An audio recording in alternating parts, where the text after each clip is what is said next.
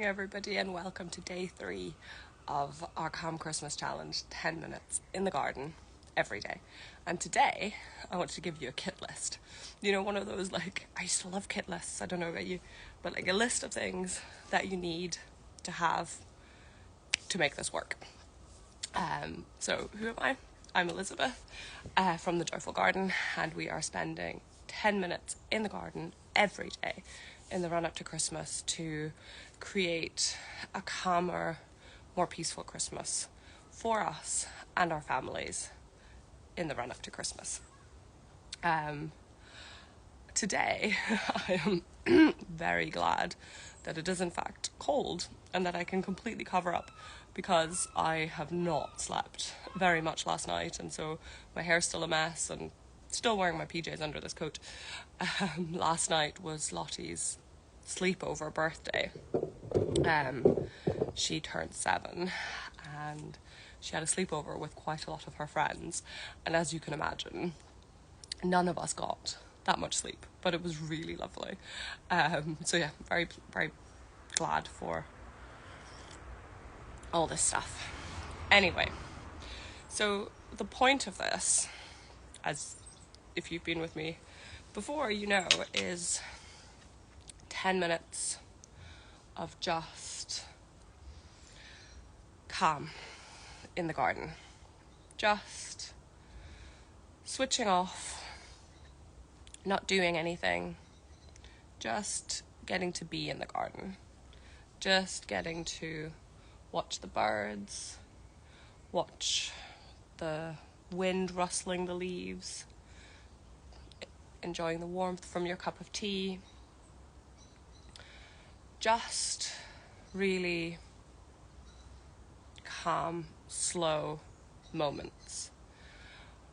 Moments that connect us with the deeper truth that I think in our busy times and busy days, it's so easy to let go of.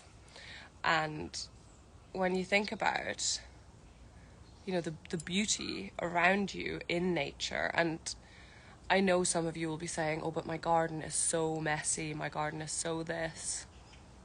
That's not what I'm talking about. My garden is messy too, that is not the point. My point is not to come out here and think about all the things you haven't done. Because I know, as a mom, that list always feels overwhelming. The point is to come out here and just look, just see, just watch that little gust of wind as it rustles the leaves, or watch the little robin that comes and visits you in your garden. I hope our robin friend will be back today. He's come the last 2 days. I wonder if he's going to come today. He was such a lovely little visitor, and he brought me so much joy. I mean, you saw me yesterday. I got so excited. And I'm a bit of a little kid, or a big kid.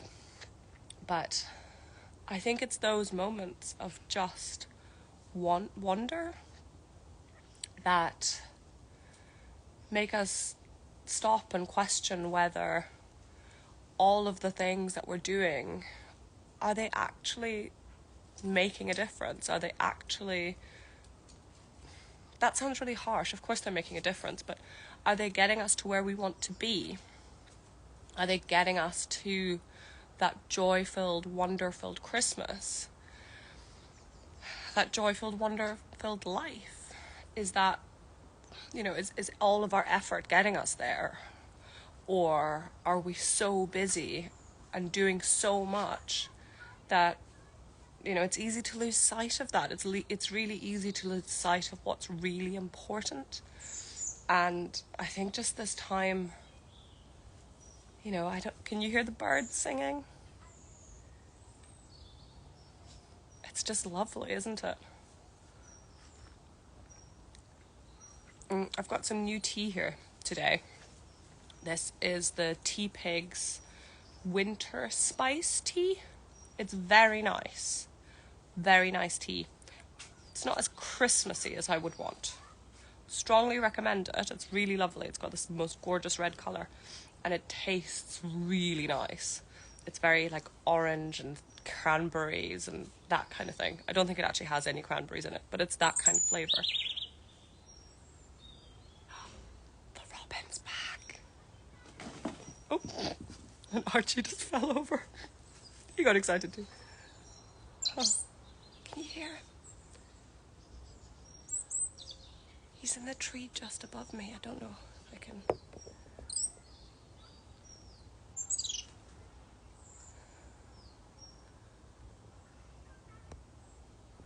Anyway, he's back. How lovely is that? I think we're gonna have to think of a name for him. What do you think the robin's name should be? Our little calm Christmas friend. Tell me in the comments below. I was telling you the other day that Lottie and I have been reading The Secret Garden, and in it she calls the robin Redbreast, which is very sweet. But I think we can come up with a different name. What do you think? Let me know in the comments. A nice name for our feathered friend. Anyway, kit list. What do you need? Well, I strongly recommend a nice warm hat, scarf, coat, all the usual things. Something that I don't have but I think would be useful is some of those like fingerless wrist warmers, because then you can still move your hands and you can still journal or whatever you want to do. But yeah, I think I need to get some of those. So hat, scarf, gloves, wrist warmers I think would be really useful. Of course, I've got my trusty blanket here. That is lovely and cozy, and it's helping me, sit in the garden for longer. A nice cup of tea or coffee. If it was a little bit later in the day, I would definitely be having coffee. He's here. The little robin, I wonder, I don't want to move because he's going to fly away. Anyway, maybe a robin should be on the kit list. An essential thing you need. Anyway, a nice cup of tea, absolutely essential, or coffee, of course, to warm you up and keep you cozy. Maybe on a nice Sunday, a really lovely, luxurious hot chocolate. Wouldn't that be amazing? And I really think anything else is optional. You could bring a book if you felt like it, but it's only 10 minutes, so, I think you can just sit and watch the world around you. If you bring a book, fantastic. Don't make it a book. Sorry, the robin's being so cute. I'm going to try and flip you around. Did you see it? Oh, I'm not fast enough. Anyway, there he is. There's the robin. Do you see him? How sweet. I've totally lost my train of thought. I'm way too excited about that robin. Anyway, that's some of my garden. The tree that you see there, that's a birch tree. It's obviously lost all of its leaves, and those were some beautiful cosmos. But obviously, it is the end of that season. Anyway, I've completely lost my train of thought. Oh, books. Yeah, if you want to bring a book, great. Totally encourage it, but make it a fun book.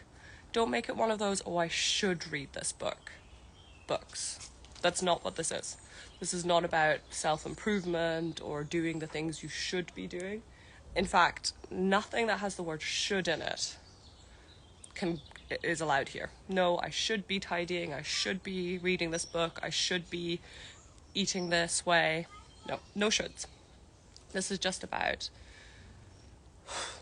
being and relaxing and enjoying yourself. So, connecting with what really matters. And shoulds are not invited. The robin agrees. So there was something else that I really wanted to say,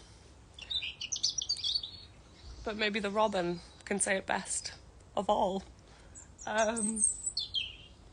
Completely lost my train of thought. I got way too distracted. Oh yeah.